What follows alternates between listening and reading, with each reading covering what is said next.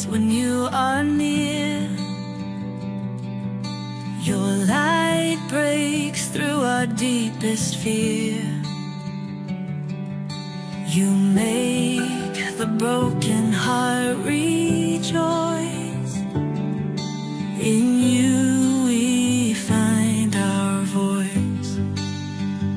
We lift you high above the skies. With every breath our praises rise. Your love, it never fades away. We worship you both night and day.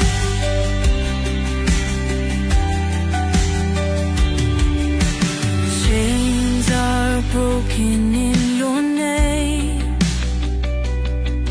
In you we are never the same. Your power flows like mighty streams, fulfilling all our dreams. We lift you high above the skies. With every breath our praises rise. Your love, it never fades away. We worship you both night and day.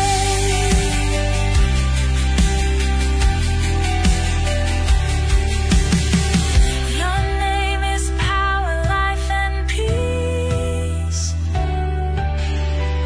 By your word our fears release. You are the hope that fills our soul.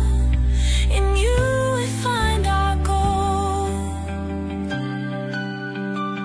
We lift you high above the skies. With every breath our praises rise.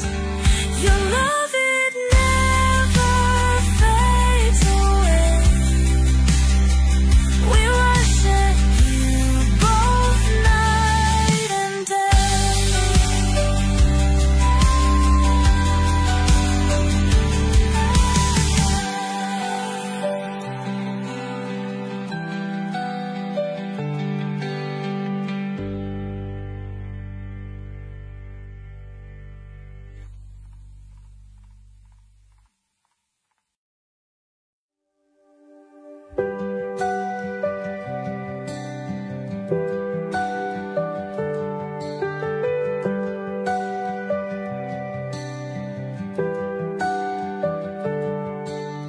Darkness fades when you are near. Your light breaks through our deepest fear.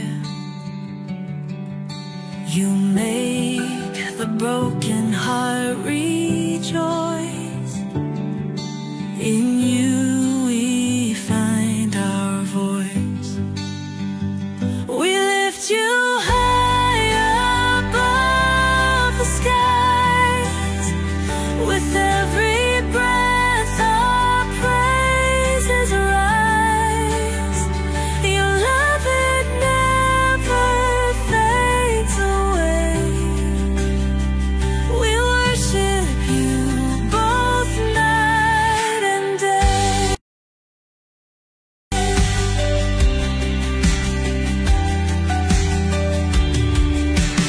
Chains are broken in your name. In you we are never the same. Your power flows like mighty streams, fulfilling all our dreams. We lift you high above the skies. With every breath our praises rise.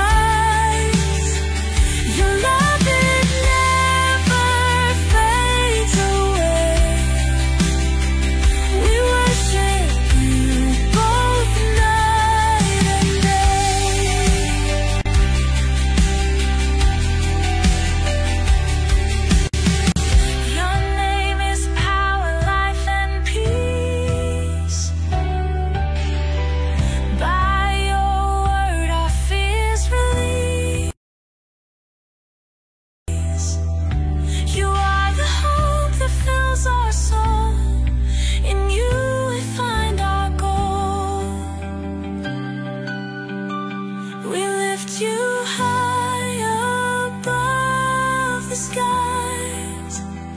With every breath, our praises rise. Your love, it never fades away.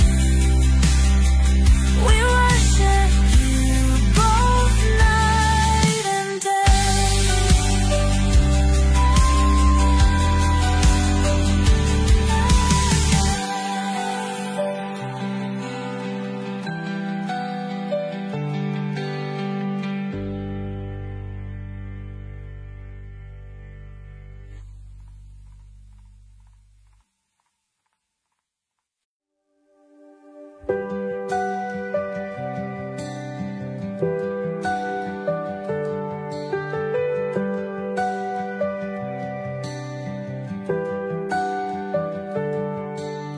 Darkness fades when you are near.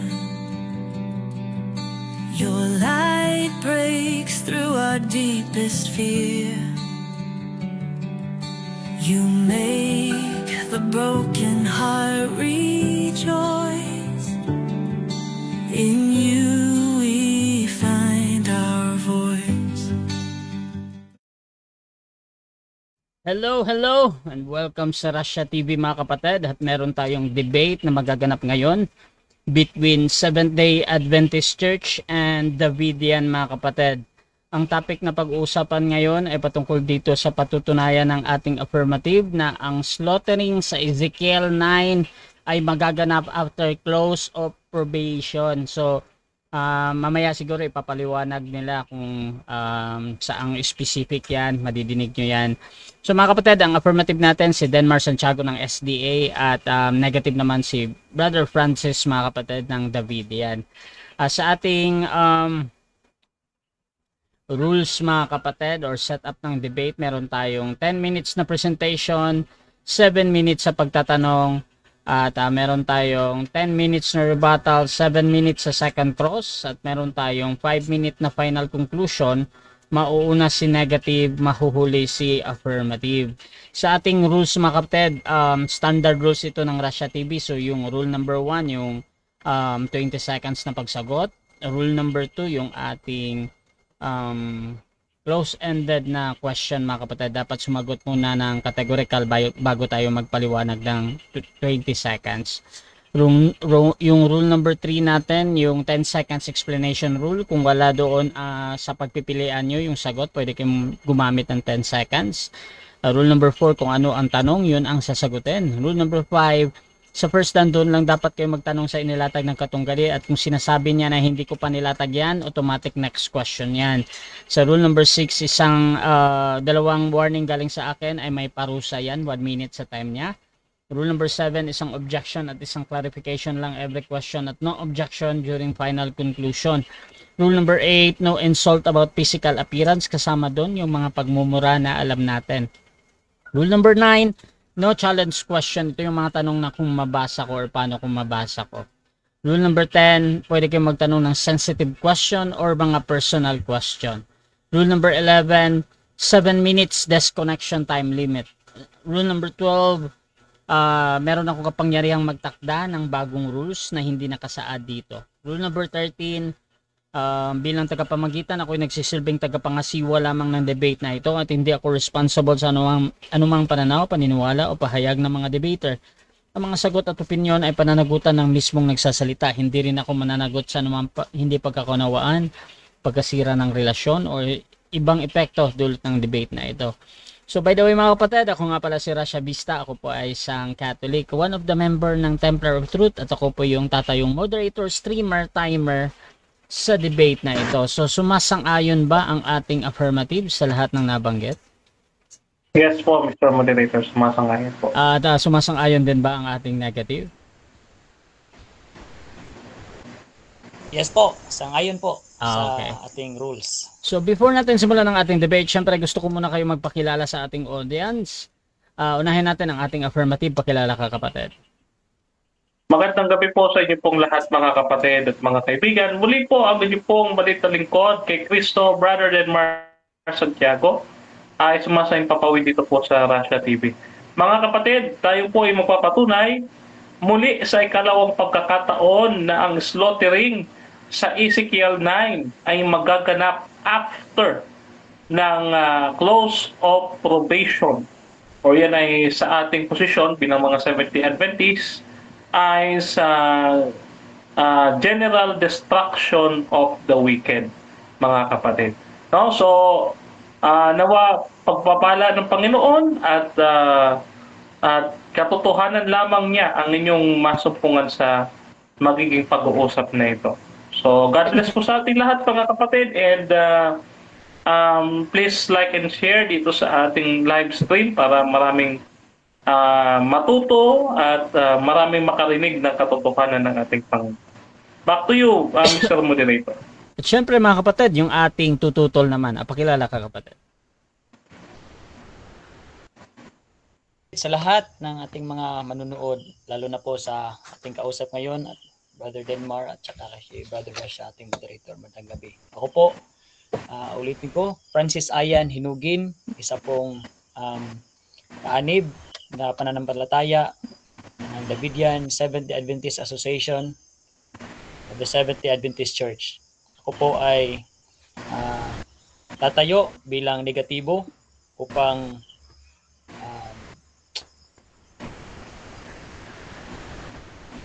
itumba ang itatayo ni Brother Denmar na stand tungkol po sa slaughter. So, sana po mag-enjoy kayo sa ating pag-study ngayon at maraming salamat po sa inyong pagsubaybay. God bless us all. Thank you. Okay mga kapatid, so simulan na natin ang ating debate at kung gusto niyo manood ng ganitong content, please share yung ating live streaming kung saan man kayo nanonood, dyan sa TikTok mga kapatid or dito sa Facebook. So kung dyan sa Facebook, you can comment at highlights or at followers mga kapatid dahil mamaya magbabasa ako ng iilang comments. So simulan na natin ang ating debate mga kapatid at again, ang topic natin ngayon ay ang slaughtering sa Ezekiel 9 ay magaganap after close of probation. Brother Denmar Santiago ng SDA, your time start now, 10 minutes. Okay, isa pong mahalagang paksa po ito, mga kapatid at mga kaibigan. Kaya medyo iiklian natin yung introduction, mga kapatid, no? So, bilang mga Adventist, tayo ay naniniwala ang ating posisyon na ang slaughtering sa Ezekiel 9 ay may twofold fulfillment, no? Una pong katuparan niyan ay yung pagkawasak ng Jerusalem, no? Ayan, yung pagkawasak, yung literal destruction of Jerusalem. At yung ikalawa, yung mangyayari sa huling araw, no? So ngayon, bago tayo magpasimula dyan, babasa po muna ako sa aklat ng aming propetisa na si Sister Ellen White, dito po sa Testimonies for the Ministers. Dito po sa TM 431, sabi diyan, He who presides over the church, or his church, and the destinies of nations, is carrying forward the last work to be accomplished for this world. To his angels, he gives the commission to execute his judgment. Let the ministers awake. Let them take in the situation. The work of judgment begins at the sanctuary. Ayan. So, may judgment na binabanggit dito ang ating propetisa na si Ellen White, no? So, sa madaling salita, may mangyayari po, mga kapatid, mga kaibigan, na judgment ng ating Panginoon, no? So, anong judgment ito na sinasabi? Okay, tuloy po natin yung basa, no? Dito po sa Testimonies for the Church pa rin, no? Tuloy pa rin po natin yung basa sa sinasabi ni Ellen White, no? Kasi kung puputulin po natin agad, hindi po natin makukuha yung pinaka gist ng kanyang sinasabi, no? Ito. Basahin po natin yung karugtong ng sinasabi ni Ellen White. The work of judgment begins at the sanctuary. And behold, the 6 men came from the way of the higher gate. So, dito may binabanggit mga kapatid na 6 men. 6 men of the higher gate, which lieth towards the north, and every man have a slaughter weapon on his hand, and one man among them was clothed with linen. Ayan. So sabi dito, read Ezekiel chapter 9 verse 2 to 7, sabi ni Ellen White. So dito, mga kapatid, may binabakit si Ellen White na 6 men. Okay. Ngayon, pansinin po ninyo, may papapansin po ko sa inyo.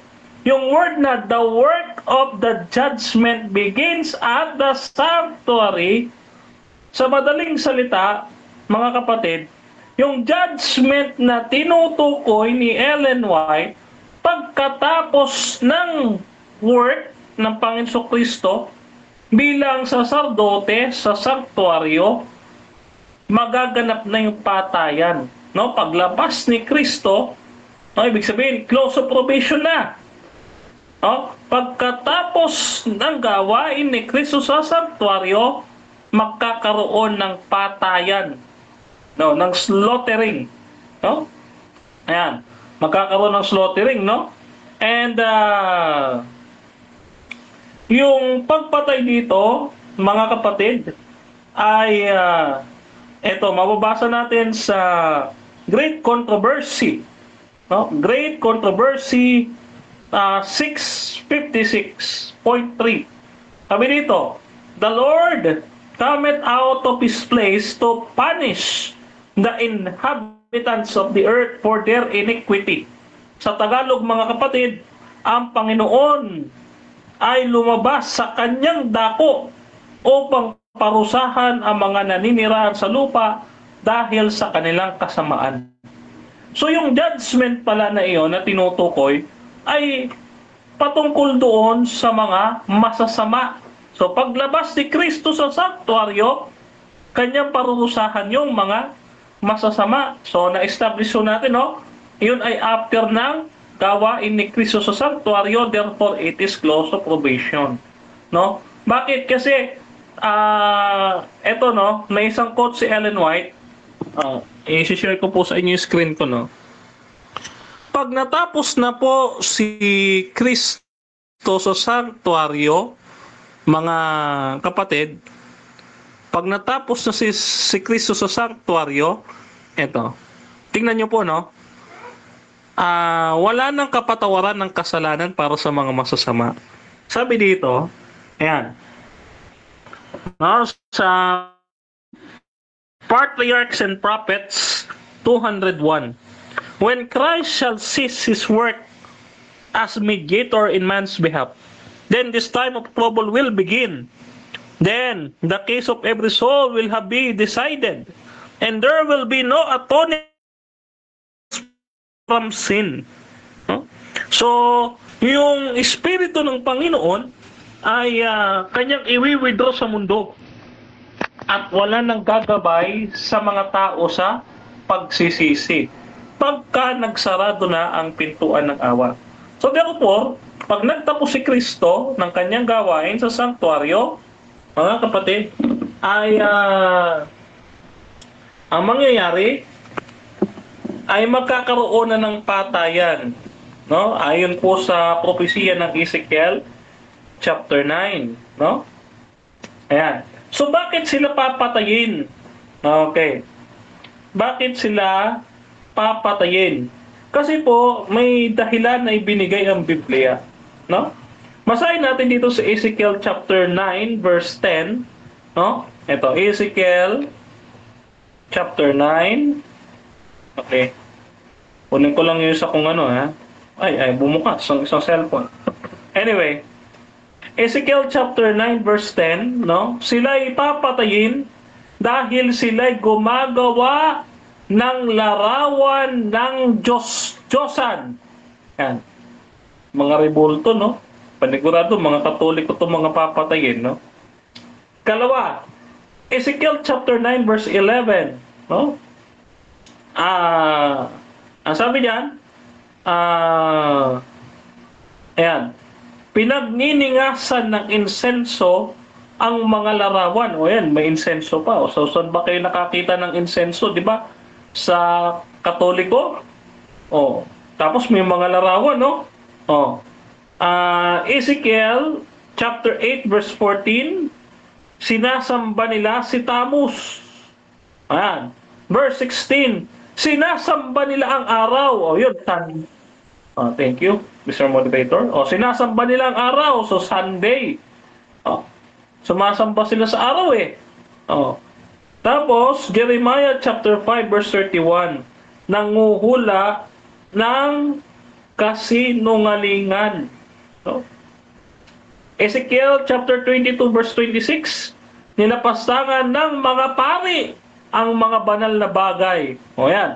So kaya pala papatay ng mga ito dahil mayroong mga ganong pagkakasala ang mga papatayin. No? So, ito ba mga ito ay naganap sa Adventist? Kasi paniniwala ni Hotep, mga member, mga leader ng Adventist ang papatayin dito. Eh hindi naman kami sumasamba sa Diyos-Diyosan. No? Kaya yung claim ni Victor Hotep na propeta ng Davidian, mali po yan eh. Oh? Tingnan po nyo, mga kapatid. No? Ang second fulfillment niyan ay ito. Sabi dito sa Great Controversy, no, page 25, the prophecy which he uttered was twofold in the meaning. While foreshadowing the destruction of Jerusalem, it prefigured the terror of the great last day. So, ayan.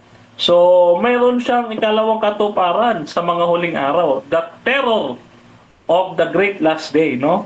Ngayon, ang tanong natin, kanino natupad yan? Hindi po sa aming mga Adventist, no? Manapa, natupad yan sa Davidian. Bakit? Kasi, ayon po dito sa kanilang Shepherd's Rod. Basahin natin yung Shepherd's Rod nila. Teka. Shepherd's Rod by Milton Pook.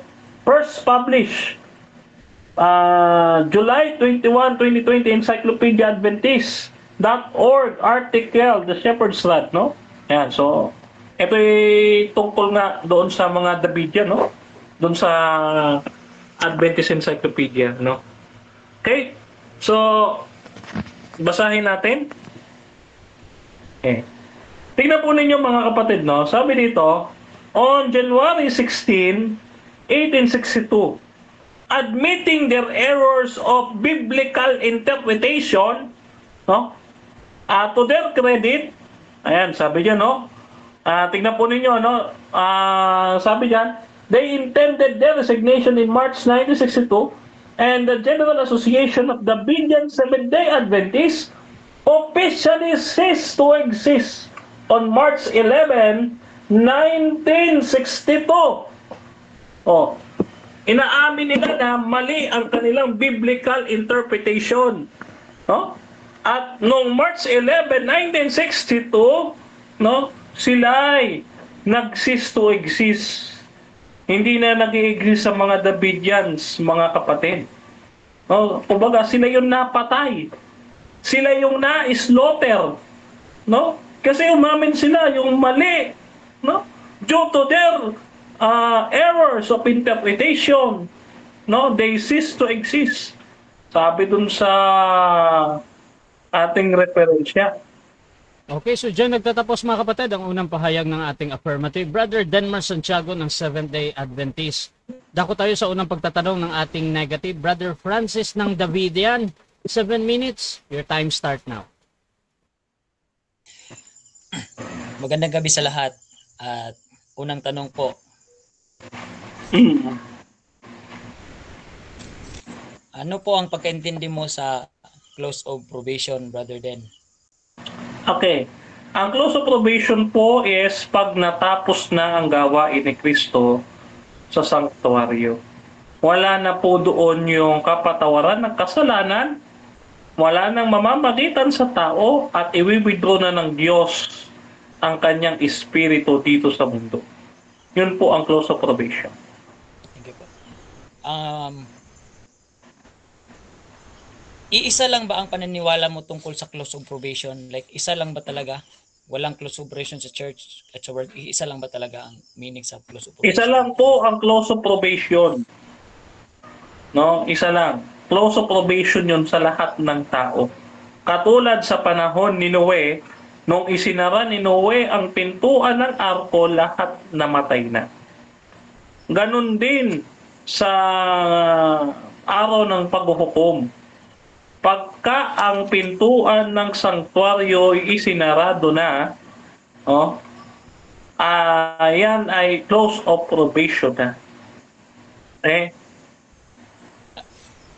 Yung slaughter sa Ezekiel 9, saan po na close of probation yun mangyari? Before second coming, after second coming, or kailan? Para malaman ko. Okay, 10 seconds.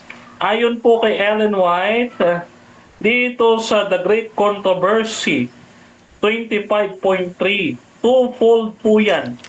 Yung una sa Jerusalem, yung ikalawa ay sa close of probation.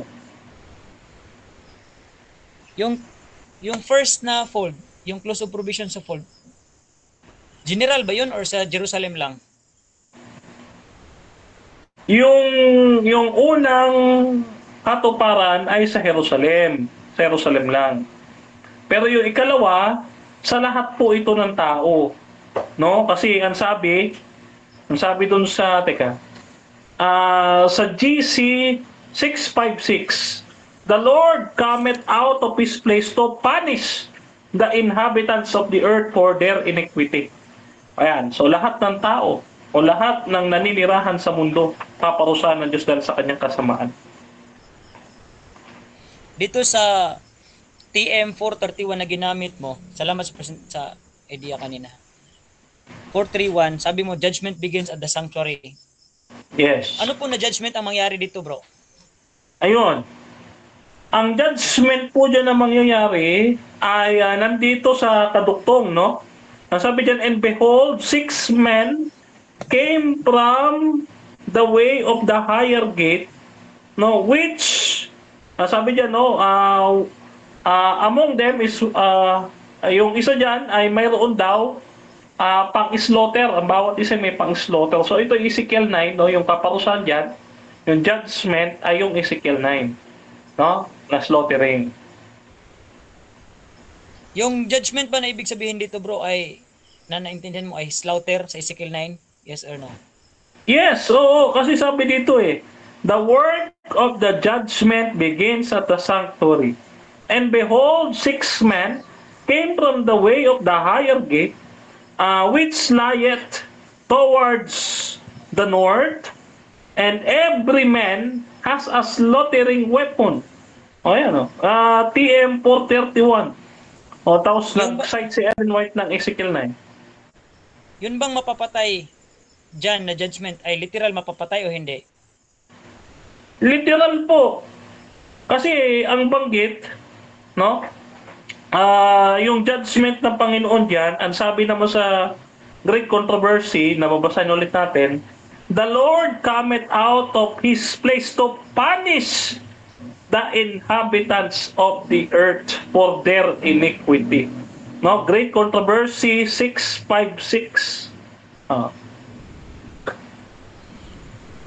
Yung kung namamatay yung mga taong makasalanan or wicked sa yung slaughter na dyan, sino pa ang mamamatay sa 7 plagues? Kasi meron mang 7 plagues. Sino ang mamamatay sa 7 plagues? Ayun. So, yung pag-slaughter dyan, kabilang na po doon yung 7 plagues. Isa lang po siya. Clarification po. Yung 7 plagues at Ezekiel 9 slaughter ay isa lang or kabilang? Ano po ang klaro?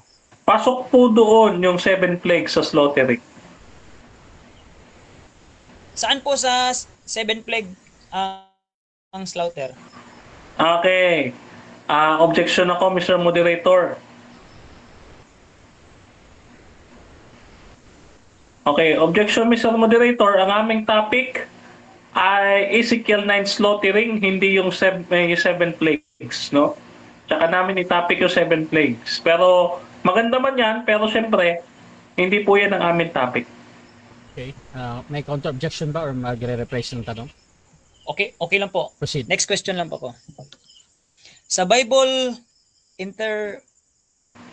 interpretation yung binasa niya kanina, March 11, 1962, sinabi po doon sa declaration na yung mga membro daw ng Shepherd's Rod ay sabi doon cease to exist.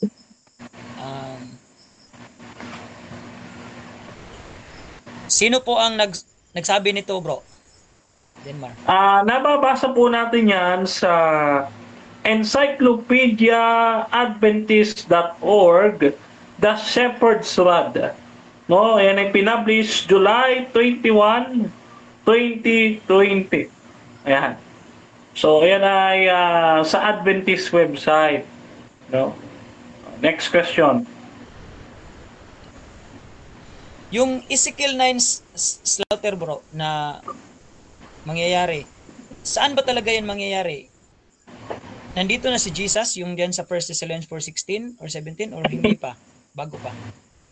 Nandito na po si Jesus Christ niyan. Kasi sabi dito sa Great Controversy 656, the Lord cometh out of His place to punish the inhabitants of the earth for their iniquity. No, ibig sabihin, paglabas ni Jesus sa sanctuaryo, pagbalik niya dito sa lupa, no, yung general destruction of the wicked, doon po mangyayari yan. So, ibig sabihin, close na po yung probation at that time. Time. So, dyan nagtatapos mga kapatid ang unang pagtatanong ng ating negative sa affirmative. So, dako tayo sa unang pagpapahayag ng ating negative. Pero bago yan, shoutout muna sa ating nasa live. Nandyan si Jonathan Zalde, si Materesa 303, nandyan din si Ayomi at si Adelaida Villamero. Shoutout din kay Dicar, bro, anong sekta itong nagdi-debate. So this is between Seventh-day Adventist and Davidian mga kapatid. Shoutout din kay Aki, nandyan din si FH Day, si Zut Prader. At syempre si Bogi Canoy mga kapatid, shoutout sa iyo bro. Kay Justin Excel, kay Beverly Adelaida, shoutout din kay Prinsipe ng Hari.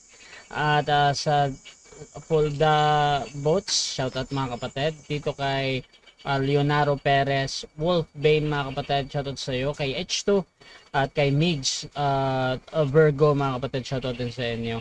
At si Mandaragit, ayan, shoutout mga kapatid. So tuloy-tuloy tayo dito at dako tayo sa negative presentation. Brother Francis, your time start now, bro. Gabi sa lahat at maraming salamat uli sa pagkakataong ito, lalo na po sa Panginoong Diyos na kahit umuulan dito na napakalakas kanina, uminto ito at na-brown out, maraming salamat. At saka po sa panahon na at last naganap itong second conversation namin ni Brother Den. Anyway, ang aming topic ay papatunayan ni Brother Denmar Santiago, the Seventh Adventist General Conference, na yung slaughter sa Ezekiel 9 ay mangyayari after sa close of probation. Yung sa akin po, patutunayan ko as the Vision Seventh Adventist Association na yung slaughter sa Ezekiel 9 will be literally fulfilled before the final close of probation. Yung bago pa darating si Jesus Christ, mangyayari na po yan. At hindi po yan mangyayari sa buong sanlibutan, but only in the church, the true church of God, the Seventh-day Adventist. Ito, Adventist to ni Brother Rasha, para makarinig din siya kung ano talagang mangyari sa Seventh Adventist in the sight of God based on the Bible. Bago ko po magsimula, i-introduce ko muna yung ano ibig sabihin ng close of probation. Yung close of probation po ay yung pagsara ng palugit, pagsara ng grace, pagsara ng pagligtas ng Panginoon. Yung time niya na kahit na meron pang tsansa na na magsisisi ang tao, tatanggapin pa yung mga kanyang repentance and forgiveness. Yan po yung yung probation. Pag close of probation, kahit na ano pang klaseng seremonya or pagluhod or dasal dyan, hindi na talaga yan mapapatawad dahil close na po yung mercy ng Panginoon that allotted time. So yan po. So ang topic namin, yung Ezekiel 9 slaughter. Kailan po mangyayari? Ang stand ng Davidian Seventh-day Adventist Association, mangyayari siya before the probation closes. Okay? Hindi pa tapos ang storya ng mundo, mangyayari ang Ezekiel 9 slaughter. At mangyayari po yan sa Seventh-day Adventist Church. Ang Ezekiel 9 prophecy, kung babasahin nyo yan, meron pong, i-summary ko na lang po, meron pong boses o iyak, malaking iyak, loud cry, loud voice, na narinig si Ezekiel. May 6 men with slaughtering weapon, kanilang kamay. One of them, where he has an inkhorn, writer's inkhorn by his side. And then God commanded that one angel, that sealing angel, to go in the midst of the city, to the midst of Jerusalem, and put a mark to those people who sigh and cry for all the abomination that be done in the church. Ibig sabihin po, membro po sa city of Jerusalem. Membro po, nasa syudad po ng Jerusalem. Mga taga-Jerusalem po sila in the city. Nandiyan po yan sa verse 9 na Israel and Judah. Na-mention po yan. Sa church talaga yan ng Panginoon as prophesied. Kaya pagkatapos po, nung natapos na po siyang nag-put a mark sa mga taong nag-sigh and cry sa mga abomination, may ibig sabihin may mga karumaldumal na ginawa ang mga tao ng Panginoon sa prophecy, at only those who sigh and cry for all the abomination will be sealed. Sabi na, after those, the 5 men with the slaughtering weapons were commanded also by God, go follow that man, that one angel, and then smite.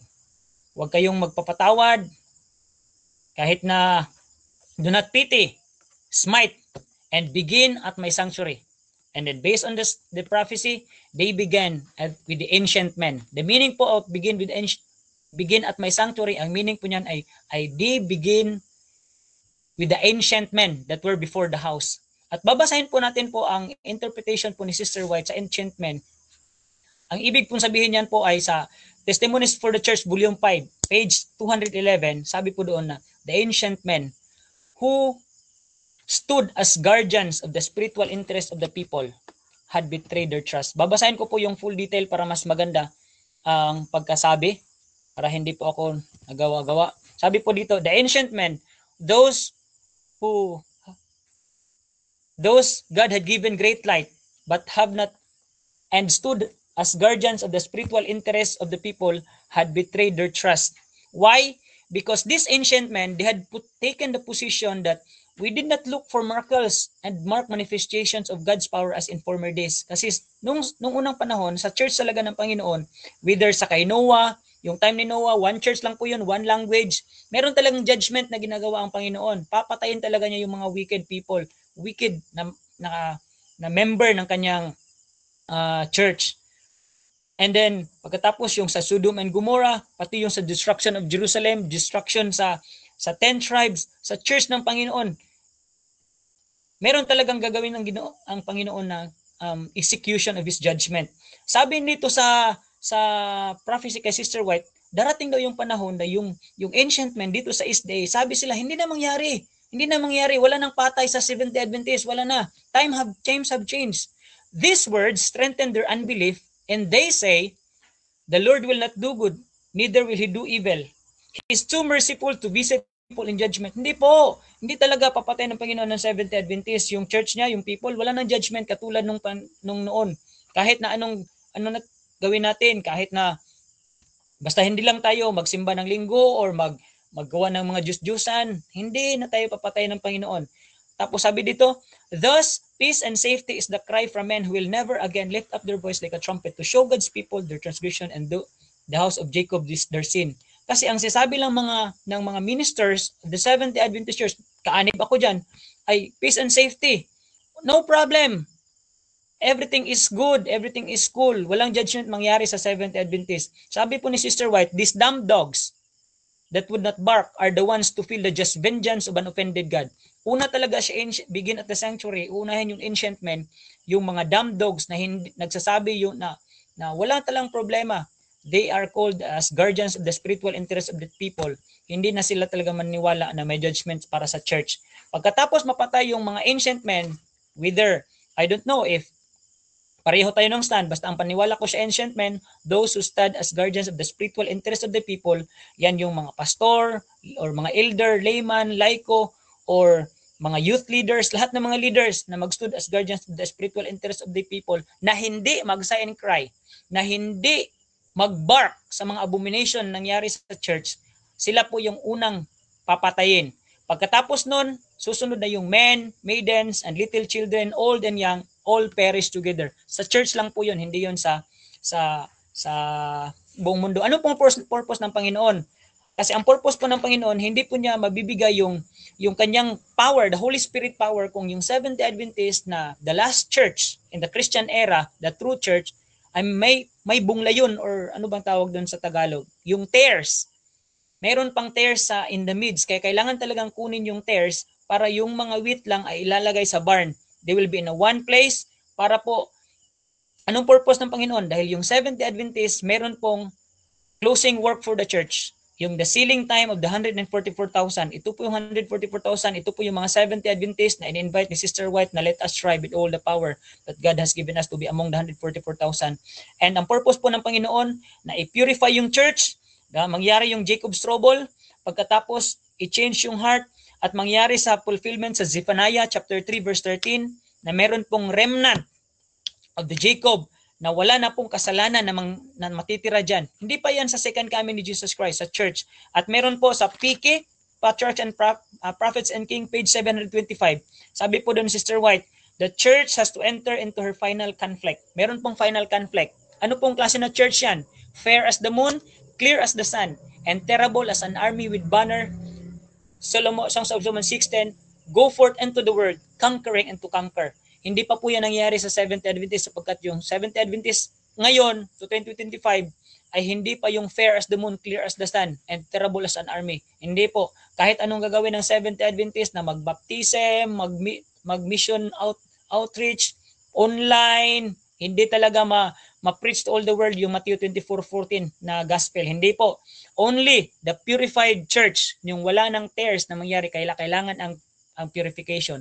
At mangyayari yan before the close of probation kasi yung probation ng Catholics, ng Iglesia ni Cristo, all denominations, meron din silang close of probation at mangyayari sa ang hindi magtanggap sa Sabbath issue mamaya, sa mark of the beast, yung hindi makabili, hindi makabinta, pag darating na decree na yun, yung mga tao dyan ay kakampis sa truth at i-follow nila yung Sabbath at ang lahat ng mga hindi susunod ay makaka-experience po ng judgment din ng Panginoon because close na yung probation niya ng world, ng Babylon, because the cup of her indignation is full, yung sa Revelation chapter 18, kaya meron ng 7 plagues, Revelation chapter 16, yan din yung judgment ng Panginoon sa mundo.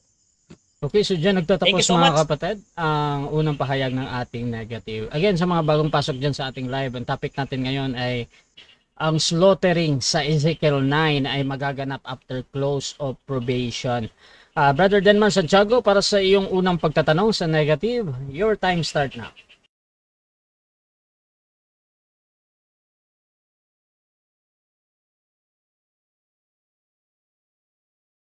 Hello? Ayan. Tignan ako. Okay. So, Brother Francis, so, nagkakasundo naman tayo na dual fulfillment itong Ezekiel 9, di ba? Yes or no?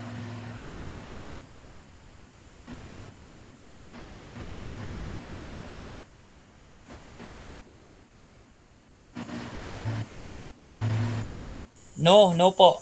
Hindi po dual yung prophecy sa Ezekiel 9 fulfillment dahil po yung Ezekiel 9 fulfillment ay hindi pa yung nangyari na may 6 angels na may slaughtering weapons At hindi po yan tao. Sa paniniwala ng marami na David yan yung papatay ng 70th. Hindi po. Angel talaga yan. Angel of death.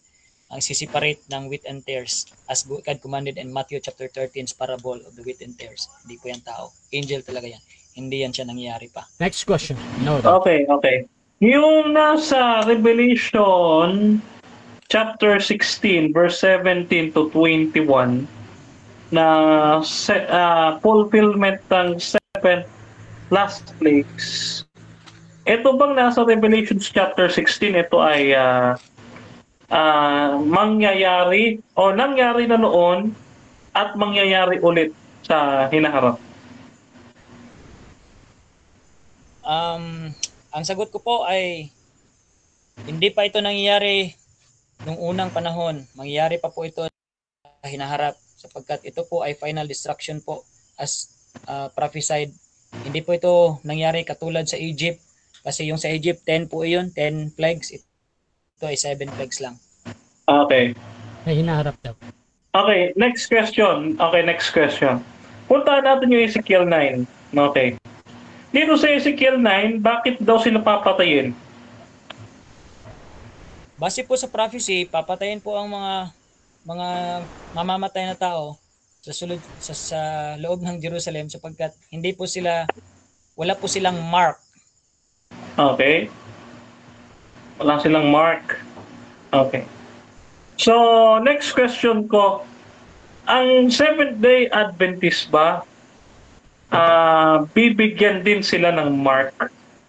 Or hindi sila bibigyan ng mark of the beast? Clarification po, mark of the beast? Yes. Oo, ang tanong ko kasi, yung Seventh-day Adventist ba, makakatanggap ba ng mark of the beast o hindi? Makakatanggap ba daw o hindi? Yung Seventh Adventist ngayon po, hindi po makatanggap ng mark of the beast. Wala pong Seventh Adventist na makakatanggap ng mark of the beast. Pero Okay. meron pong Sabbath keeper na makakatanggap pero hindi yung Seventh Adventist. Okay. So, ibig sabihin, lahat ng Seventh-day Adventist na Sabbath keeper may tatak ng Diyos. Tama ba? Tama o mali? Choppy po. Paulit ng tanong. Paulit. Ulitin ko yung tanong Ulitin ko yung tanong. Yes po. Lahat ba ng Seventh-day Adventist sa Sabbath keeper ngayon may tatak na ba ng Diyos? Yes or no? Yes or no? May tatak na ba daw? Yes at saka no. Yes at no. saka no. Proceed sa paliwanag. Yes po. Yes po sapagkat yung Sabbath ay seal, yung Holy Spirit ay seal, yung truth ay seal. Revelation 17, John 17:17, yung Efeso at saka yung Ezekiel 20:12, seal talaga yan siya. Pero yung seal sa Ezekiel 9, hindi po lahat ng Seventh-day Adventist makakatanggap noon po. Hindi po. Okay. Next question. So, yung seal para sa iyo ay hindi walang hanggan kasi yung seal dito sa John chapter 14 sabi dito magpapadala si Jesus Christ ng Holy Spirit and it shall abide forever. No? So, yung seal para sa iyo hindi forever, yes or no? Hindi ba daw forever? Yes or no? No po. No. Forever po yung seal. Forever po talaga yung seal. At saka meron pong seal na nakasulat about Holy Spirit. Seal po yan forever. Yung truth po, seal din yan, Panginoon. Forever din po yan. At saka meron din pong seal na itong sa Ezekiel 9. Sabi po ni Sister White, the pure mark of truth as represented by the man with an inkhorn will put a mark to the forehead of those who sigh and cry. Next Iba po question. yun na klaseng seal. Okay, ang susunod kong tanong, since sabi mo, Seventh-day Adventist ay may tatak ng Diyos, at yung papatayin dito, yung walang tatak ng Diyos. Sino ngayon ang papatayin since sa mga Seventh-day Adventist may tatak ng Diyos? Ang papatayin po ng Panginoon ay yung ng angels ay yung walang tatak ng sealing angel. Kasi ang type po niyan ay doon sa Egypt, yung sabi po ni Sister White, yung Egypt sa slaughtering yung yung may mga firstborn na mamamatay. Seventh Adventist na po sila, Seventh Adventist, Sabbath keeper na po sila, may tatak na sa Sabbath keeper, pero lahat na walang blood sa doorpost, mamamatay pa rin. Iba kasi yung seal ng doorpost with blood at saka yung seal na Sabbath na dinadala ng mga Israelita. Yan po. Next question. Okay, next question. Susunod kong tanong, no? So, yung bang mga Katoliko, born again, Baptist, Methodist, Mormons, mga wala bang tatak yan ng Diyos? Meron po Meron silang daw. tatak. Depende po sa kung ano po ang tinanggap nila na tatak. Kasi merong Holy Spirit, meron pong truth, at saka pero yung sa Ezekiel 9 po, wala silang tatak na ganun. Para lang po yun sa Jerusalem, in the city, sa church, at sabi ni Sister White, ay hindi pa yan nangyari and it will fulfill in the church dito po sa Seventh Adventist talaga. So, kung wala silang tatak ng Ezekiel 9, papatayin sila kasi walang tatak eh. Tama o mali? Mali po. Mali. Kasi mali po, hindi po sila mamamatay by Ezekiel 9. Kasi para lang po sa Seventh Adventist yan or sa church in word for word. Yung kamatayan po nila, kung hindi sila natatanggap ay doon po sa loud cry of the third angel's message in force and power. Pag hindi sila tatanggap at doon sila magtanggap sa mark of the beast, kaya hindi sila makabili. Okay, ang sabi mo kasi kanina, ang stand mo ay before close of probation. Okay. Sa lahat ng mga binasa mong referensya ni Sister White, saan mababasa dyan yung Ezekiel 9 mangyayari Time. before close of probation? Time na. Ay, sayang. Okay, so dako tayo mga kapatid sa rebuttal stage. At Okay. mauna dito Okay. si Brother Denmar Santiago ng Seventh-day Adventist. At again, ang topic natin ngayon mga kapatid ay ang slaughtering sa Ezekiel 9 ay magaganap after close of probation mga kapatid. Brother Denmar Santiago ng SDA, rebuttal, your time start now. Okay. So, meron po tayong presentation na ginawa kanina ba nagsasalita si Brother Francis. No? Salamat sa Panginoon. May time tayo. Kumuha ng presentation, no? Ayan. So, pag sarado ng probation, no, ay nagsimula matapos ang 1,000 na taon. No, pagsara ng pintuan ng awa, mga kapatid, ang kalagayan ng tao, wala nang maliligtas, no? Ibig sabihin, tapos na yung pagkakataon para magsisi, hindi natatanggap ng bago mananampalataya, no? At ang hatol ay nakatalaga na bago dumating si Kristo sa ikalawa niyang pagparito, no? Ngayon, yung judgment na ating sinasabi kanina, gusto ko po linawin mga kapatid, no? Yung fulfillment ng seventh last plague, no? Ang sabi dito sa Revelation chapter 16 verse 17 to 21, no? Ito yung pinakauna, sabi dito sa Great Controversy chapter 25, no? Page 25 paragraph 3. Ang sabi dito, the prophecy which he uttered was twofold in its meaning. While foreshadowing the destruction of Jerusalem, it prefigured also the terrors of the last great day. No? So, dito kasi mga kapatid, mapapansin po ninyo, kaya ito binanggit ni Ellen White na twofold. Sabi naman dito sa Manuscript Release Volume 1, number 19 to 26, page 260, sabi niya dito, study the 9th chapter of Ezekiel. These words will be literally fulfilled, yet the time is passing. No? So, dito po mga kapatid, nangyari ito since ang ating paniniwala, no? Ang ating paniniwala dito, yung Israel, sabi diyan, yet the time is passing. Ibig sabihin, tapos na, nagpass na eh. Okay? Dito sa Jeremiah chapter 25 verse 1. Jeremiah chapter 25 verse 1. Ang salita ay dumating kay Jeremias tungkol sa buong bayan ng Huda ng ika-4 na taon ni Joachim na anak ni Josias na hari sa Juda. Sa ring unang taon ni Nabucodonosor na hari sa Babylonia. No? Jeremiah chapter 25 verse 1 to 10. Basahin niyo po yung pagbagsak ng Jerusalem diyan. No? Ayon po sa world history, mga kapatid, sa world history, the siege of Jerusalem, no? Yan po ay nangyari ng Tisbi above 25 ng August 587 BCE hanggang 18 of July 586 BCE. So yung destruction ng ang sabi diyan, it is based on the biblical tradition and prophetic literature, no? So dalawa po kasi ang fulfillment niya, no? Dalawa ang kanyang fulfillment. Una ay sa Jerusalem, ikalawa ay sa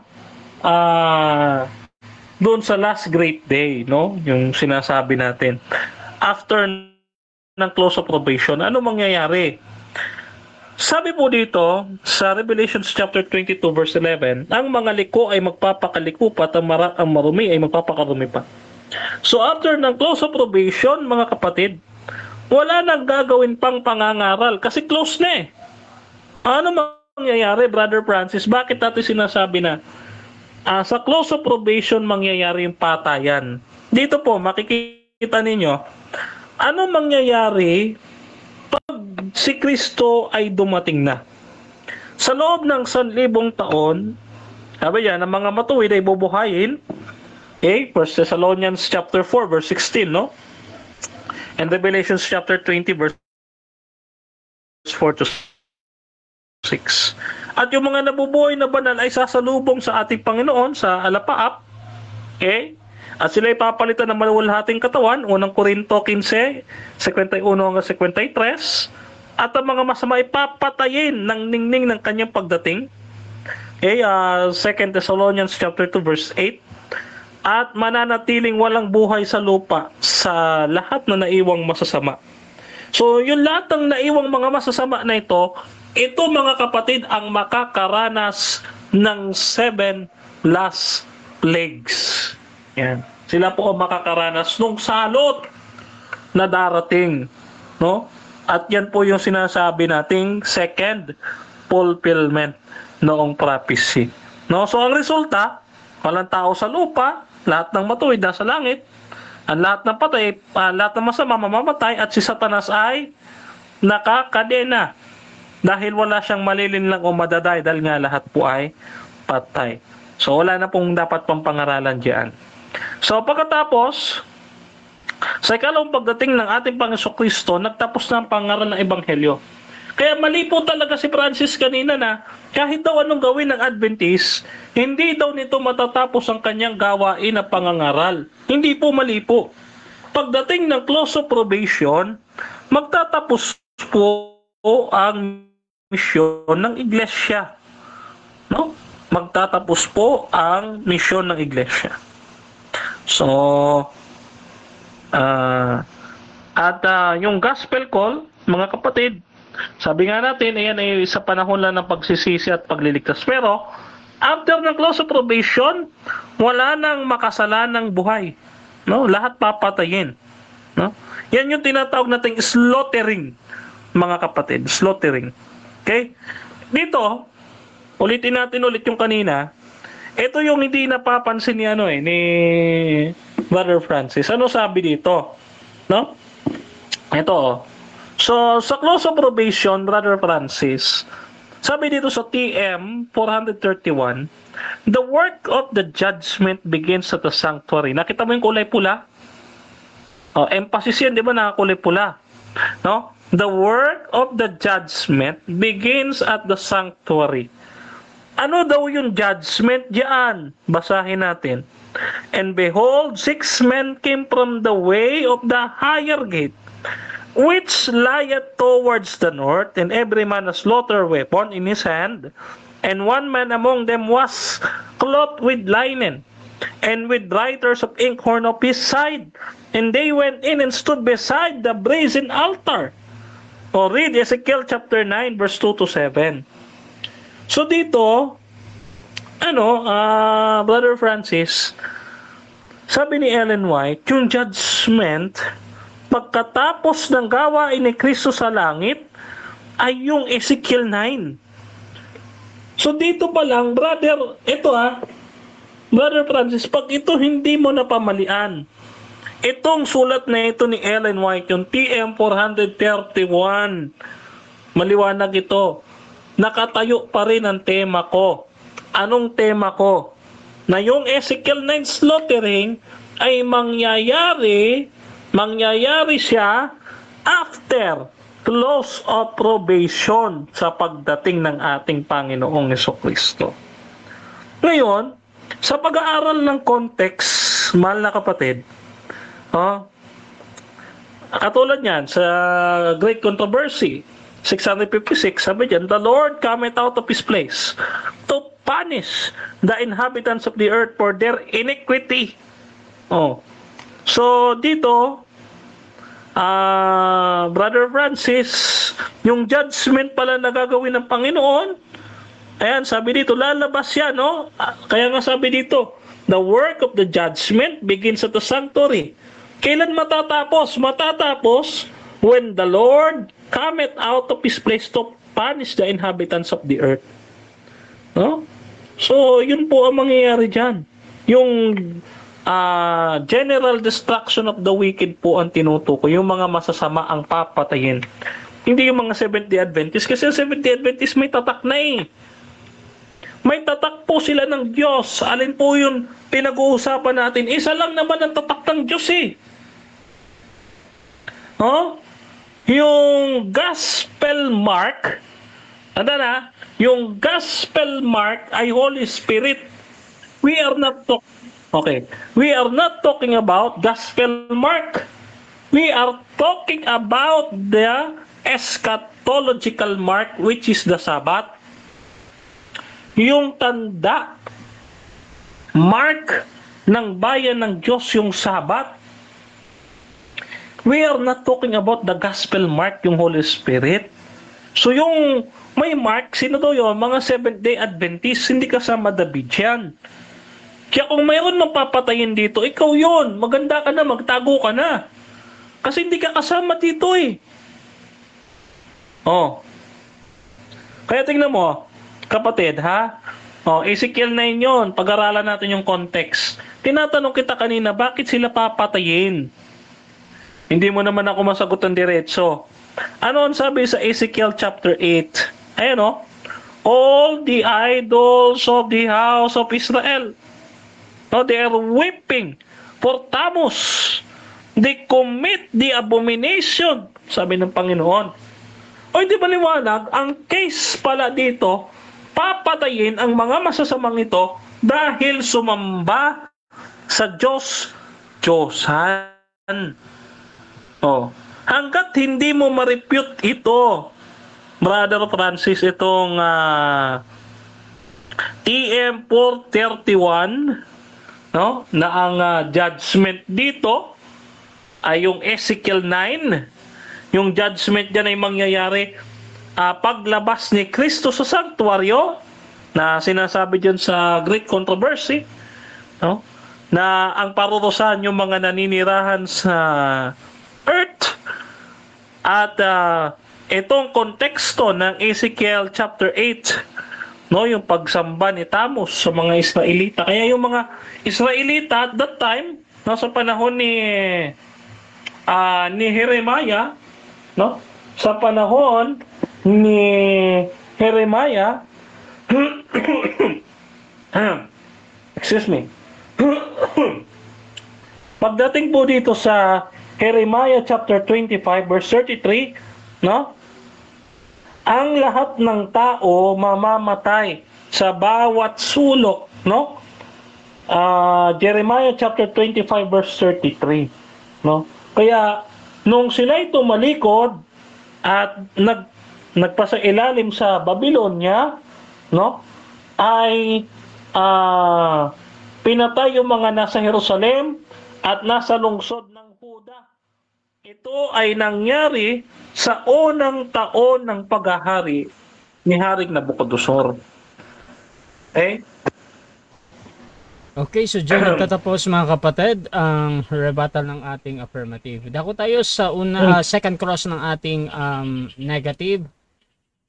Brother Francis, your time start now, bro.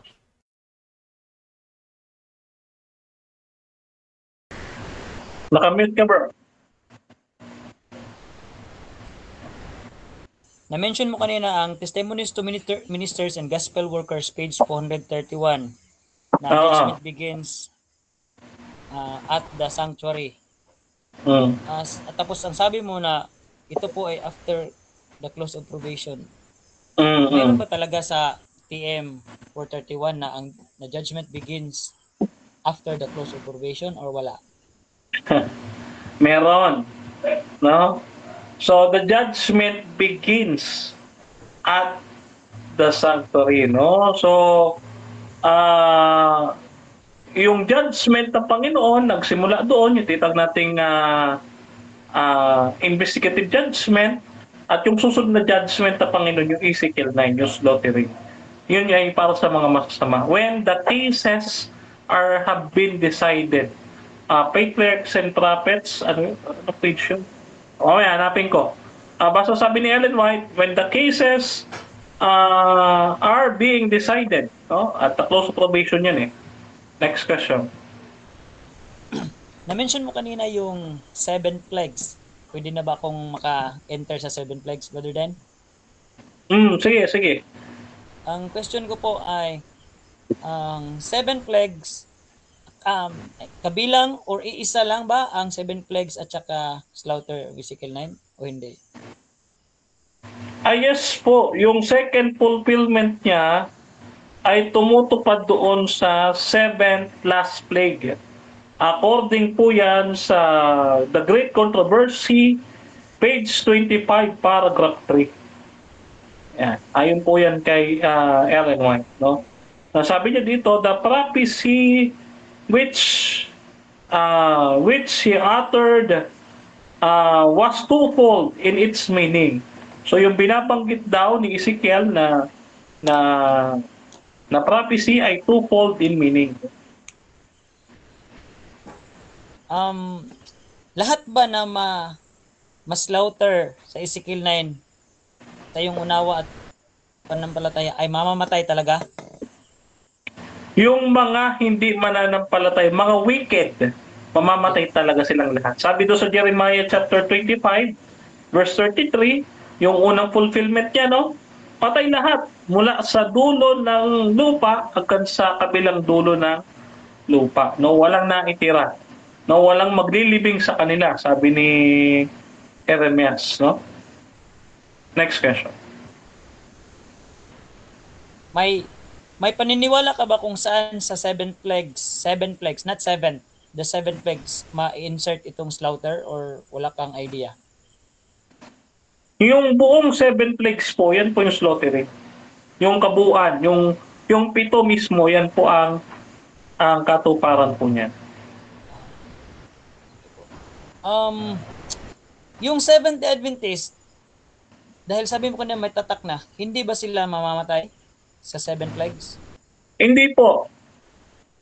Hindi po. Dahil yung ating pinatutunayan ay close na po ang probation noon. Lahat ng banal. Sabi doon sa Revelation 14:12, ang the patience of the saints. Who keeps the commandment of God? Yan yung mga Seventh-day Adventists. So yung mga saints, magta-translate na sila doon sa heaven. Hindi na sila maghihirap dito sa lupa. Next question. Pag hindi ba ma-member sa Seventh-day Adventist ay ma-slaughter? Technically, yes. Technically, yes. Bakit? Kasi ayon kay Ellen White, no, ang Seventh-day Adventist Church ay itinutulad sa arko ni Noe. Ang sino mang hindi pumasok doon, mamamatay. Next question. Maniniwala ka ba na maraming wicked na nasa loob ng Seventh-day Adventist or hindi? Okay, naniniwala akong maraming wicked sa Seventh-day Adventist, no? Pero sila, at sabi doon, huhugutin the tares Huhugutin sila from the wheat. Huhugutin sila. Pagka panahon na ng pag-aani, no, before the close of probation, huhugutin na sila, ilalabas na sila doon. Next question. Meron bang mga Sabbath keeper na may seal of the Holy Spirit na huhugutin? Meron po yung mga nag-apostasy. Katulad po ninyo na mga SDARM, local conference, mga Davidians, at lahat ng offshoot. Tinanggalan po yan ng Holy Spirit. Nag-withdraw po ang Holy Spirit sa inyo kasi nag-apostasy po kayo. Yan po ang judgment ng Panginoon ayon kay Ellen White. Next question. Sa pagdating po ni Jesus Christ sa 1 Thessalonians 4:16 and 17, may patayan pa ba na mangyayari dyan or i-redeem na lang niya yung mga tao? Wala pa pong patayan dyan. Kukunin pa lang po yung mga banal, yung mga Adventist. Kami yon, hindi ka kasali doon. So kukunin kami, no? Tapos yung maiiwan dito, kasama ka, makakatikim ka ng 7 last plagues, which is the Ezekiel 9 fulfillment, slaughtering. No, close na pong probation nun. Magmamakaawa ka na nun sa akin, doon sa langit. Saan po ba ang mauna? Ang pag-ascension of the saints or ang slaughtering? Mauna po yung ascension of the saints. Yung mga may iwan po dito, katulad mo, ay i-slaughter. Makakatikim ng 7 last plagues. Next question. Sabi po sa Biblia na lahat ng mga pagdating ni Jesus Christ, lahat ng mga buhay na wicked ay mamamatay sa glory niya. Paano mo 'yan ma-reconcile? Yes, mamamatay lahat pero bubuhayin ulit. Bubuhayin ulit. 'Di ba? Kaya nga doon sa Revelation chapter 20, sila'y kukubkub pa doon sa kampamento ng mga banal. At sila'y susupukin ng apoy at asupre. Di ba? So, kaya nga ang banggit kay General destruction of the wicked. Time. So, dyan nagtatapos mga kapatid ang ating second cross. Dako tayo sa negative rebuttal. Brother Francis ng Davidian, your time start now. Maraming salamat Brother Denmar at saka Brother Rasha. Masayang kausap itong si Brother Den. I-enjoy talaga ako sa kanya. Anyway, patuloy po tayo. 1 Peter 4:17, judgment must begin. Brother Peter said, for the time has come that the judgment will begin at the house of God.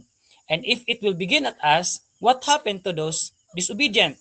Sabi po ni Peter, sulat po ng Panginoon ni Peter, inspired by God, na meron pong mangyayaring judgment and it will begin at the house of God. Hindi pa ito nangyayari ever since. May judgment at the house of God na nagagawin by after ni Jesus Christ. And mangyayari po ito since in the Revelation chapter 2 and 3, the 7 churches of Revelation, the Christian church, Christian era churches, the Seventh Adventist is the Laodicean church at saka siya yung last na church. Mayroon pong mangyayaring judgment sa last church. Sabi po doon, you will be spewed out. But I will talk no longer about spewed out. Meron po talagang judgment at it will begin at us sa house of God.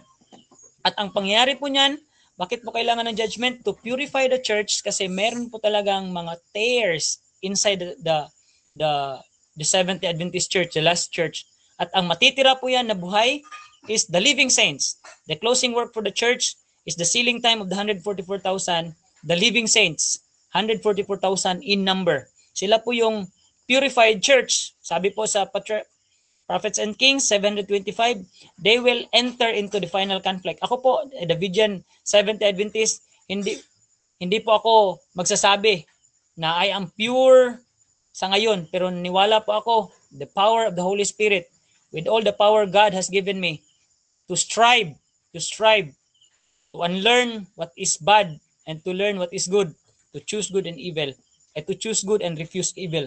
At saka sabi po dito mga kapatid sa Testimonies for the Church, Volume 5, page 211 at saka 213, aatras ako, 209. Sabi po doon na, those who do not feel grief over their own spiritual declension nor mourn over the sins of others will be left without the seal. Sabi po doon, hindi po ito Sabbath, hindi po ito Holy Spirit na seal.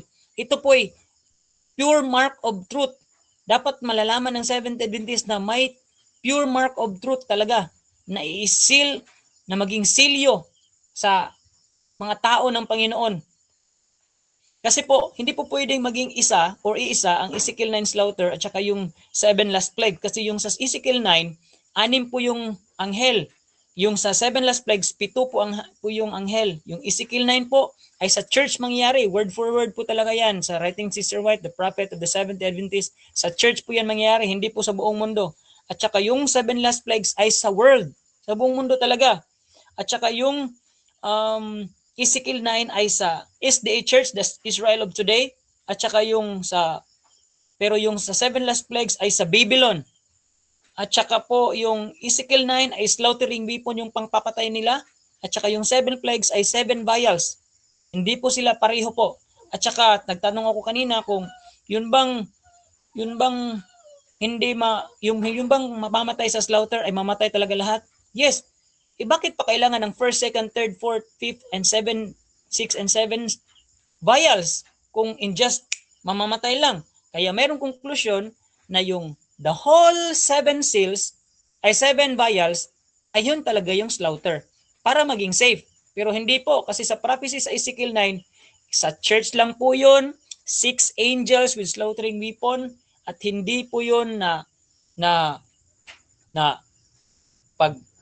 pag hindi ka mag-receive ng mark of the beast, first vial, second vial, third vial, fourth vial. Hindi po. In one time po yun, 6 angels, papatayin yung mga walang marka na hindi makikita ng angel na walang marka.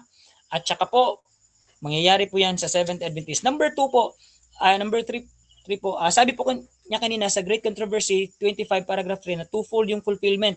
At saka na miscontext niya po dahil yung sinabi niya sa prophecy ng Ezekiel 9, hindi po. Kasi binasa ko po yung storya, yun pong mangyayari sa Jerusalem. Meron pong mangyayari na destruction. And kami as the Davidian Seventh Adventist Association, naniniwala rin po na yung Israel dyan, madidestroy yan, fulfillment sa Zechariah chapter 14 verse 2, na lahat ng mga ano ba yung Tagalog ng nasod? All nations, lahat ng nations, God will gather them to battle against Jerusalem.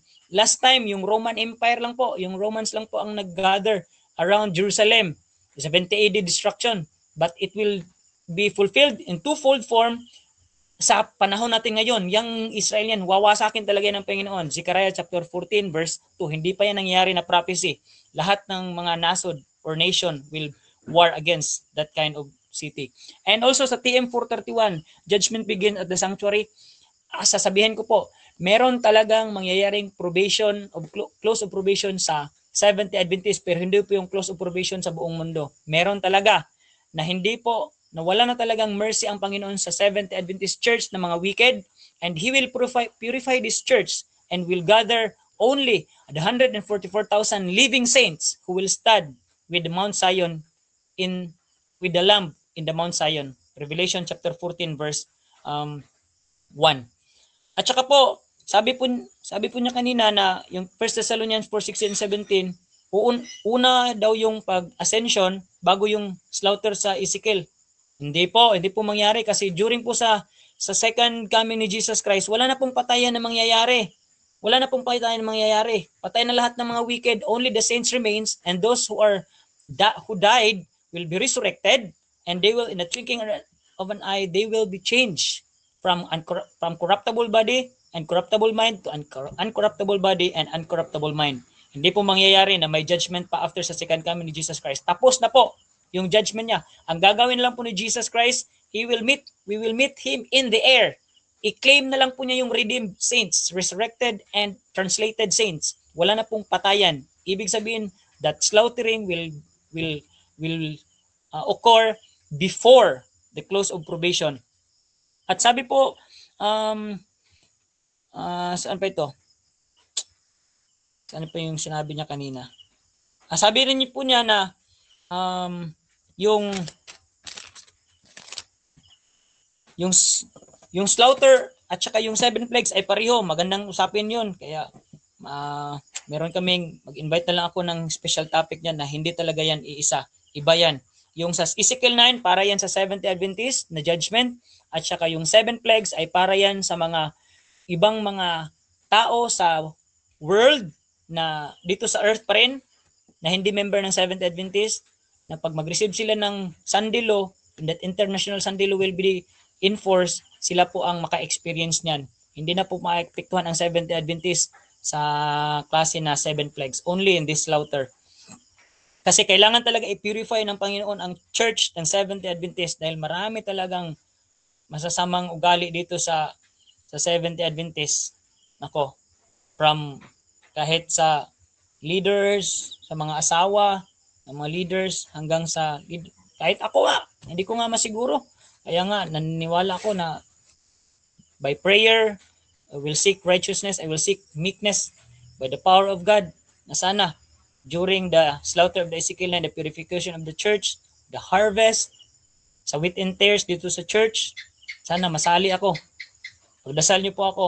Ako po ay nag-present nito para ma-remind yung lahat ng mga Seventh-day Adventist dyan na nakikinig na meron pong judgment na mangyari sa Seventh-day Adventist. Huwag po kayong maniwala na walang judgment. Meron talaga. I-purify talaga ito ng Panginoon. At sabi po sa 1 Peter 4:17, mauna talaga sa atin ang judgment. And it will begin at the sanctuary, the ancient men. Uunahin yung mga ancient men. Sino yun sila? Yung mga guardians of the spiritual interest of the people. Sila talaga ang unang papatayin ng Panginoon by the angel of death, na 6 angels with slaughtering weapons. Sana po na mag-strive po tayo, let us live as what Christ lives long before. Sana po wala na pong pagmumura, wala pong mga masamang mga salita na lalabas sa ating mga bibig o kahit sa pangit na intensyon sa mga puso at damdamin na parisira lang ang ating pagkakaibigan at pagkakapatid sa kay Kristo. Maging blessing tayo, lalo na kay Brother Russia o sa lahat ng mga Christians around the world. Yung Seventh-day Adventist, kailangan talaga mag-represent tayo as light, the true church. Kung hindi, meron talaga yung mangyaring separation of the wheat and tares inside the Seventh-day Adventist at ang matitira niyan na buhay ay the 144,000. Sana makasali si Brother Denmar. Ako, makasali rin ako sa lahat sa mga niwala na kaya ito ng by their faith. Makakaya yan. And also by the love to obey sa lahat. At saka po, dapat alam po ng mga Seventh-day Adventist ano yun talagang mga abomination. Dahil only those who sigh and cry will be sealed of all the abomination in the church. Hindi po lahat. Kahit na member ka ng Seventh-day Adventist, ayusin talaga natin ang ating faith at saka yung buhay. Nako, questionable po tayo dyan. Maraming salamat po. Ulit, magandang gabi. Naway patuloy tayong pagpalain ng poong may kapal. Yan po.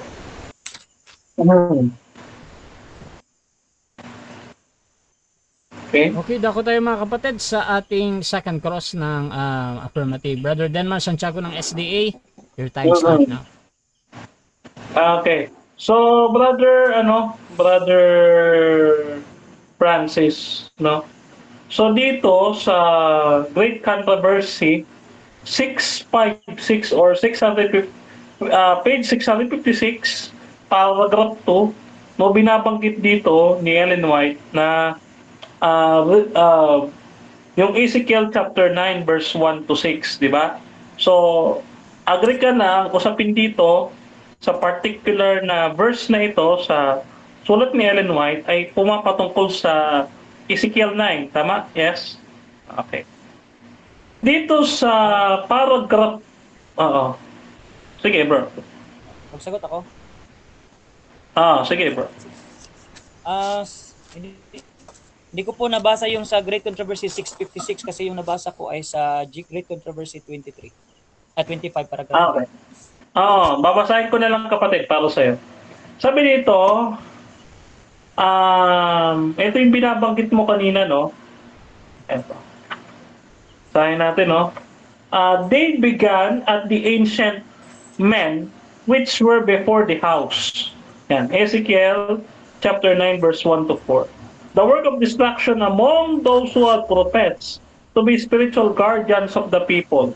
Ayan, so GC 656 paragraph 2. So Ezekiel 9 to, tama? Tama po. Tama. Okay, Ezekiel 9. Ezekiel 9 po yan. Okay. Pagdating sa paragraph 3, ito paragraph 3 na tayo. Great Controversy 656 paragraph 3. The Lord cometh out of his place to punish the inhabitants of the earth for their iniquity. The earth also shall disclose her blood, and shall no more cover her slain. Isaiah chapter 26 verse 21. So puputulin ko muna dito, no? So dito sa yung mini-mention ni Ellen White na Isaiah 26 verse 21, tinatanggap mo ito na magka-konteksto yung dalawang paragraph na ito, yes or no? Yes po, tinatanggap po na magka-context po yan at saka nakafocus base po sa context ni Sister White, ang focus po sa meaning sa inhabitants of the earth na unahin talaga na i-judge talaga ni Pinon ay yung sa church niya. Yung doon po sa Ezekiel 9 is the Judah and Israel. Okay. Ang sabi sa Tagalog, no, ang Panginoon ay lumalabas sa kanyang dako upang parusahan ang mga naninirahan sa lupa dahil sa kanilang kasamaan. Adventist lang ba yung yung naninirahan sa lupa? Hindi lang po sa Adventist. Kahit mga Catholic Adventist man sila, pero hindi lang po Seventh-day Adventist ang nilahan sa lupa. Pero yung dito po sa Isaiah 26:21, ang quote po dito na inhabitants of the earth will punish ay particularly po sa people of God, the destruction of the Ezekiel 9 slaughter. Hindi po talaga lahat. Uuna lang talaga. Mayroong destruction din yun sa buong mundo. So, agree ka na ang ipapunish dito sa talatang ito ng Great Controversy, all inhabitants of the earth. Agree ka dito? Kasi ito nakasulat kay Sister White. Yes or no? Yes po, agree po ako na all inhabitants of the earth ang ipapunish. Okay. Agree ka, no? Okay, next question ko. Okay. Okay na, kapatid. Okay na. Okay, next question ko, bro. Ang susunod kong tanong, since ang sabi mo, all inhabitants of the earth, okay, sabi niya, no? Isaiah chapter 25 verse 21. Ngayon, doon sa Ezekiel 9, punta tayo sa Ezekiel 9, ano yung context doon sa Bible, sa Ezekiel 9, bakit sila doon pinatay? Ang context po doon sa Ezekiel 9, in terms of prophecy of Ezekiel, ay ang context po ay hindi sila nakatanggap ng mark by the sealing angel dahil hindi sila nag-sign Christ sa mga abomination na nangyari sa loob ng city. Okay. Okay. So, tama ba dito sa Ezekiel chapter 8? Dito sa Ezekiel chapter 8, may mga Israelita dito na sumisimba kay Tammuz. Kaya sila pinarusahan ng Diyos diyan sa Ezekiel 9. Tama ba yan? Yes or no? Sa Ezekiel chapter 8, yes po. Meron pong mga nakasulat dyan. Sinulat po yan sa libro ng Ezekiel. Yes po. May mga abomination na nangyari noong unang panahon. Okay. Since papatayin yung mga dyan, i-slaughter sila. Dahil sumimba sila kay Tammuz, sumimba sila sa araw, ine-insensuhan nila yung mga larawan, may mga rebulto sila. Tanong ko sa iyo, ang Seventh-day Adventist ba may larawan, may rebulto, nag-iinsenso, sumasamba sa araw, sumasamba kay Tammuz, yes or no? Literally, dalawa po yung sagot ko, yes at saka no. Una-una po, wala pong katulad ng sa ibang mga relihiyon na may mga ribulto sila, pero meron pong Diyos-Diyosan yung Seventh Adventist. Kasi sabi po ni Sister White, kahit si Apostle Pablo, sabi po niya na anything na mag-represent greater than God, yung love natin ay God, ay Diyos-Diyosan po, idolatry po yan. Lahat po ng mga, kahit hindi pa yan imahe, kahit na cellphone, asawa, mga anak, basta mas greater pa ang pagmamahal kay sa Panginoon. Okay. Okay, next question. Okay, next question na, no? Okay. So, sa madaling salita, binanggit din dito ni Ellen White sa Great Controversy 656, paragraph 3 yung Jeremiah 25:33. Na ang sabi diyan na from end to end of the earth, lahat mapapatay. Yes po. Okay, sayang. Okay, so dako tayo mga kapatid sa ating final conclusion. Mauna dito si Brother Francis mga kapatid. Sa ating paksa ngayon patungkol dito sa slaughtering sa Ezekiel 9 ay magaganap after close of probation. Bilang negatibo, Bro Francis, your time start now. At last, meron po akong isabi para sa ating lahat tungkol po sa topic namin ngayon ni Brother Den. Uunahin ko po, meron about sa issue ng close of probation. Meron talagang dalawang close of probation na mangyayari.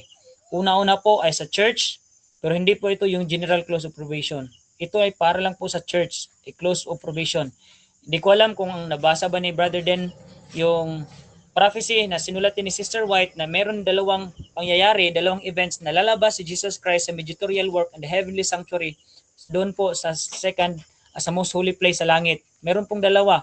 First po, ay mangyayari ay to purify His church. Fulfillment po sa Malakay chapter 3 verses 1 to 5. Yung God, the Lord will suddenly come to His temple. Hindi po yan siya second coming, kasi yung second coming hindi po yan suddenly. Kasi alam po ng lahat yan na buhay na mangyayari si Jesus, darating si Jesus Christ sapagkat liliwanag yung langit. Alam natin yan. And fulfillment yan sa Malakay chapter 3 verses 1 to 5. The Lord will come suddenly to His temple. Ang doon po sa writing Sister White, the Lord will rise up and wear the clothes of vengeance and surprise them with the unholy feast, and they will be seen unprepared.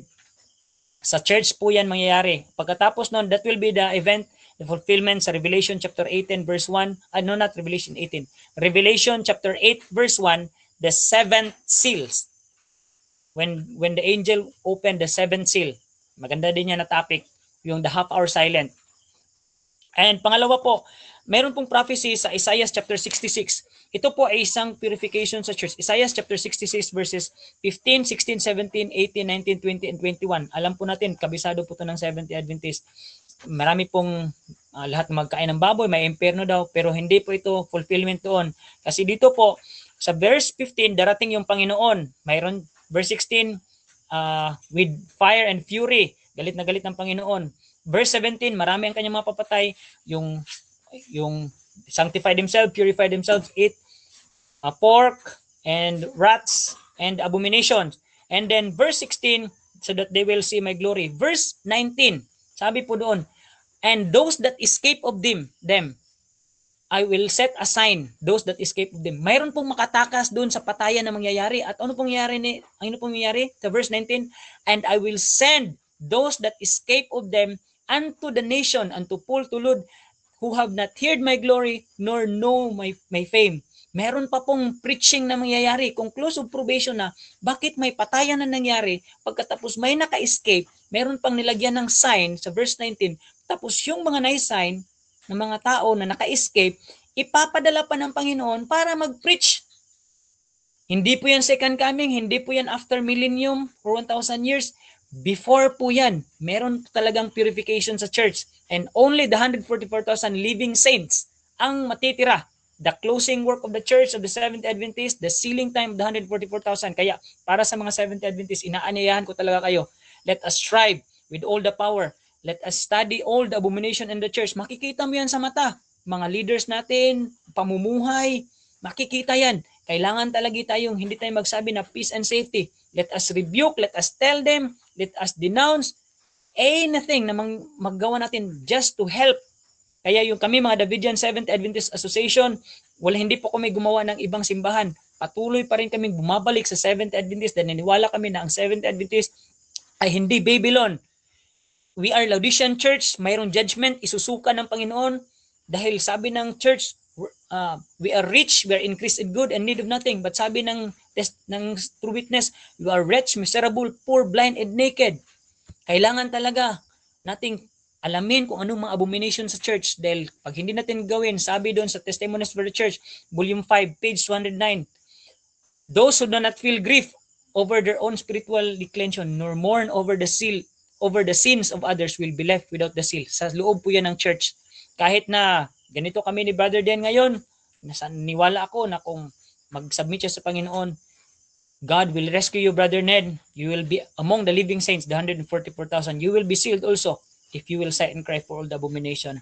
Maraming salamat po sa panonood at sa pakikinig tungkol sa mga katotohanan tungkol po sa closing work of the Church of the Seventh Adventist. The slaughter of Ezekiel 9 will commence before the final close of probation, and it will only occur in the Seventh-day Adventist Church. And only the 144,000 will remain, and all the wicked of the Seventh Adventist will die under the instruction of that angel of death. Maraming salamat po. Salamat sa Panginoon. Yan lang. Dako tayo sa final conclusion din ng ating affirmative sa kanyang pinatutunayan na ang slaughtering sa Ezekiel 9 ay magaganap after close of probation. Brother Denmar Santiago ng SDA, your time start now.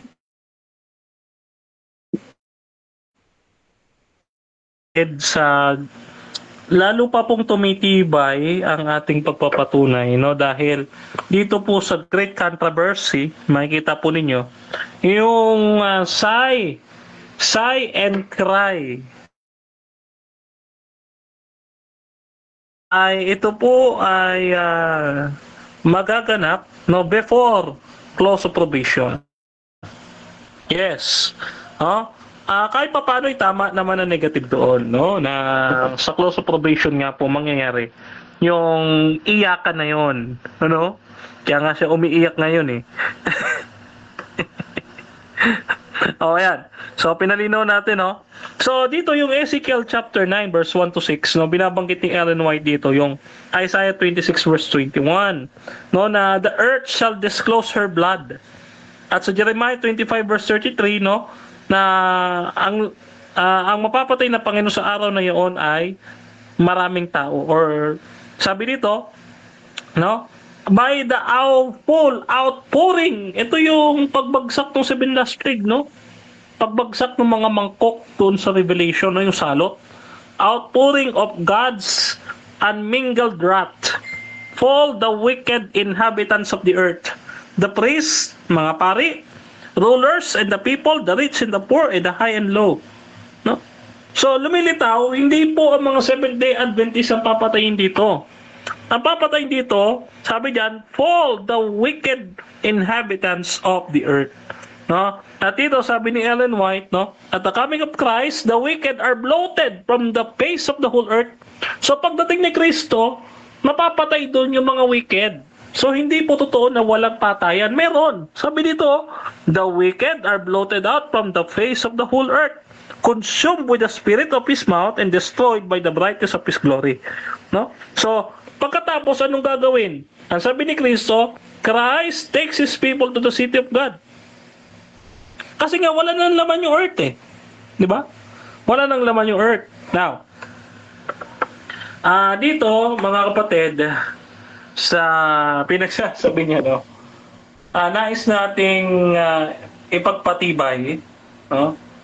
Nais po nating ipagpatibay sa inyo na ang Seventh-day Adventist, no, ay kailanman hindi babagsak, no?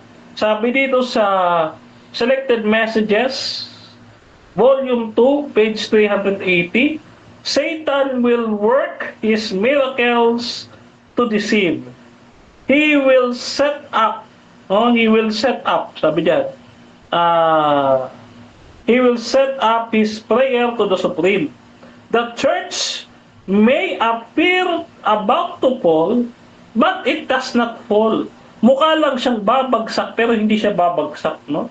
Ang sabi diyan. No, kaya minsan, sabi ni Ellen White sa kanyang sulat, no, there are many evils in the church. Maraming mga demonyo sa loob ng iglesyang ito. At yun daw ay mananatili, sabi ni Ellen White, until the end of the age. Hanggang sa katapusan, mananatili sila. So wala pong slaughtering na magaganap doon. No? Kasi until the end of the age, no? Ngayon, ano pa sabi ni Ellen White? No? So ang Adventist, no, ay mananatili hanggang wakas. No? Ang Adventist ay mananatili hanggang wakas, no? So dito po natin yan mabasa sa sulat ni Ellen White. Dito sa letter 136, 1910, November 26, 1910, no?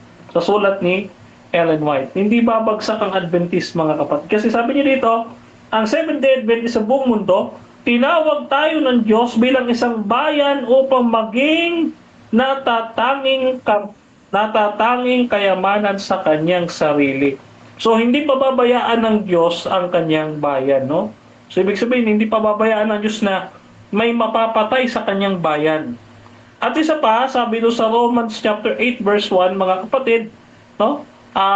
There is no condemnation doon sa mga na kay Kristo, doon sa mga saints. So, wala nang judgment doon sa mga na kay Kristo. Tayo mga Adventist, wala na tayong judgment. Reward na lang ang meron tayo. So, naniniwala tayo, hindi tayo pababayaan ng Panginoon. No? So, in 1 minute, mga kapatid, kahit ko po kayo, no? Since si Brother Francis ay nananawagan din ako sa inyo, mga kapatid. No? Hindi po doon sa mga non-Adventist, kundi doon sa ating mga kapatid na offshoot. Kung gusto nyo, kabilang ikaw, Brother Francis, sayang talaga. Okay, so before natin end yung ating live, syempre gusto ko muna kayong magpasalamat sa lahat ng nanood dito sa ating TikTok, mga kapatid, at dyan sa ating Facebook. Unahin natin si Brother Denmar, bro. Salamat. Ako na. Kasi inom ako ng tubig dahil may debate ako. Tubig lang ang pahinga nito. Okay. Maraming salamat doon una sa ating Panginoon, the three holiest being, the Father, the Son, and the Holy Ghost. And sa kanila lahat ng kapurihan, kalwalatian, at kadakilaan. No? Hindi po sa inyo pong malitalingkod, siyang instrumento lamang ng Panginoon. No? So, wag po kayo sa akin tumingin, kundi sa ating Panginoon. No? Dahil wala tayong kabuluhan sa mata ng Panginoon.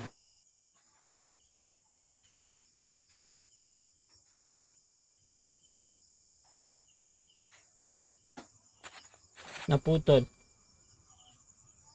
Bro, then? Naglag siya. And kay Brother Francis na nakausap natin, no?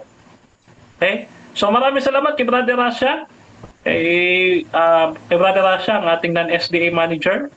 Ayan. At si Brother Francis, marami pa kami pag-uusapan kasi marami kaming brainstorming ni Brother Francis, no?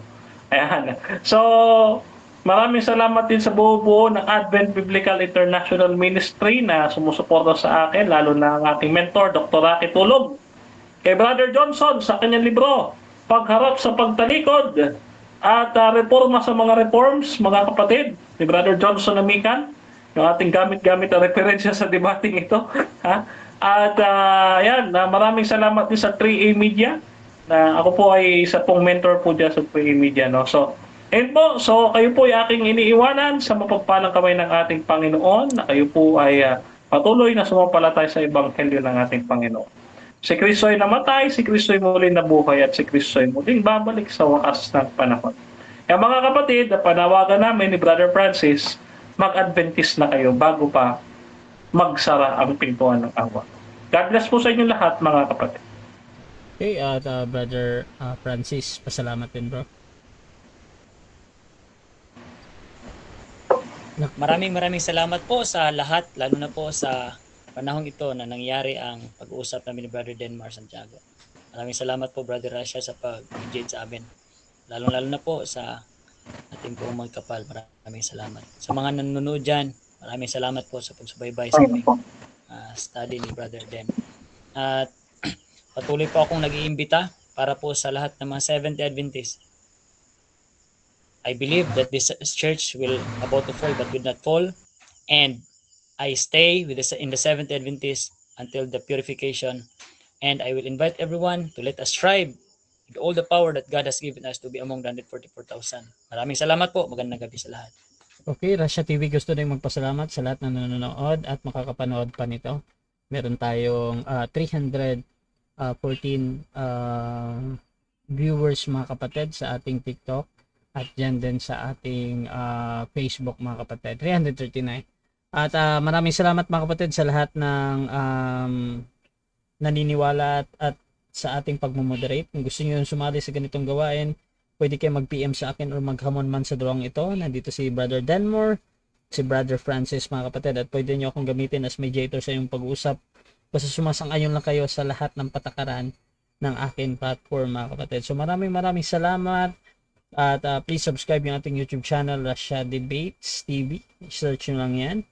At paki-follow na din ako sa aking TikTok, TV Rasha, yung title, yung ano natin, pangalan natin. At sa aking Facebook, Rasha Vista mga kapatid, dito sa aking personal Facebook, dito lang ako nagla-live. So maraming salamat mga kapatid. This is Admin Rasha ng Rasha TV, and we're out.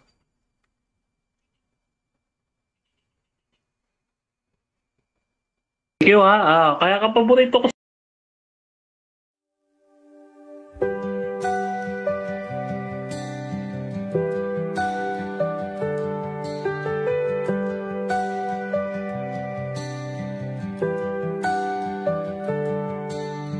Darkness fades when you are near.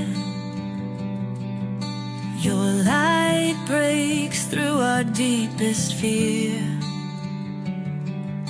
You make the broken heart rejoice in you.